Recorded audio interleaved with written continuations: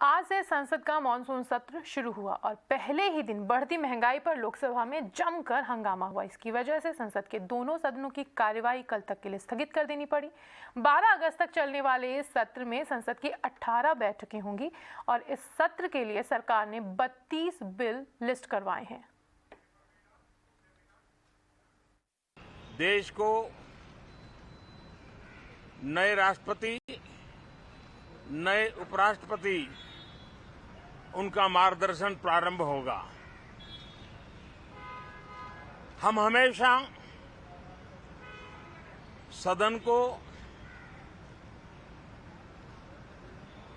संवाद का एक सक्षम माध्यम मानते हैं, तीर्थ क्षेत्र मानते हैं,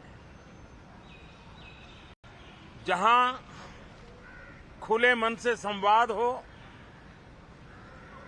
जरूरत पड़े तो वाद विवाद हो, आलोचना भी हो। मैं सभी आदरणीय सांसदों से यही आग्रह करूंगा कि गहन चिंतन, गहन चर्चा, उत्तम चर्चा और सदन को हम जितना ज्यादा प्रोडक्टिव बना सके,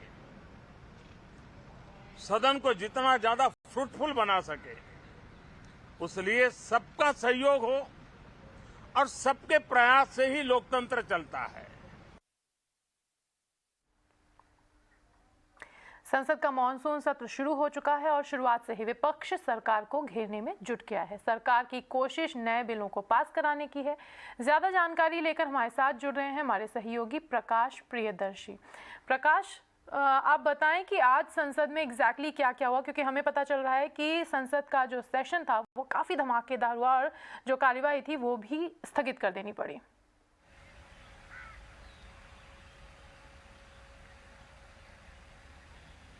जी बिल्कुल, जैसा कि इस बात की संभावना जताई जा रही थी कि ये सत्र जो है काफ़ी हंगामेदार रहने वाला है और इसकी शुरुआत से ही वो सब कुछ देखने को मिला, क्योंकि कई ऐसे मुद्दे हैं जिस पर अपोजिशन पार्टी जो है काफ़ी हमलावर है सरकार के ऊपर, और उसकी बानगी हमको आज देखने को भी मिला जब महंगाई के मुद्दे पर जीएसटी में जो नए स्ट्रक्चर, जीएसटी की दरों में नए स्ट्रक्चर की शुरुआत आज से हुई है, कई प्रोडक्ट्स जीएसटी के दायरे में आ गए हैं। उसको आधार बनाते हुए, अग्निपथ स्कीम को आधार बनाते हुए विपक्षी सांसदों ने दोनों ही सदनों में काफ़ी हंगामा किया, नारेबाजी की, जिसको ध्यान में रखते हुए संसद की जो कार्यवाही है उसको स्थगित करना पड़ा।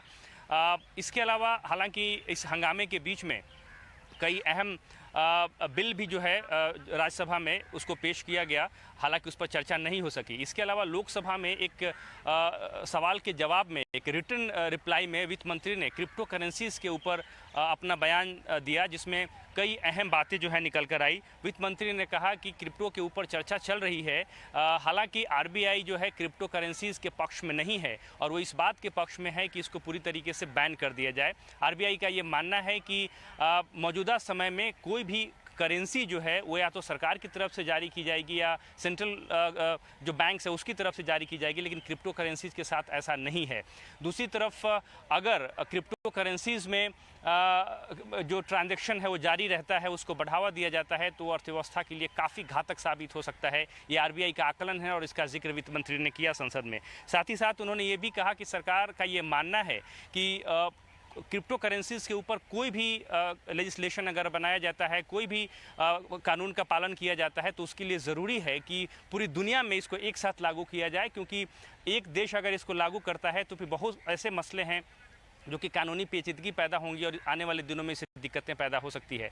लिहाजा इसके ज़रिए वित्त मंत्री ने यह संकेत देने की कोशिश की कि सरकार क्रिप्टो करेंसीज के ऊपर कोई भी कानून बनाने में कोई भी जल्दबाजी फिलहाल नहीं करने जा रही है, और जो मौजूदा प्रावधान है इस पर नियंत्रण को लेकर, इसको रेगुलेट करने को लेकर, उसी के साथ आगे बढ़ा जाएगा।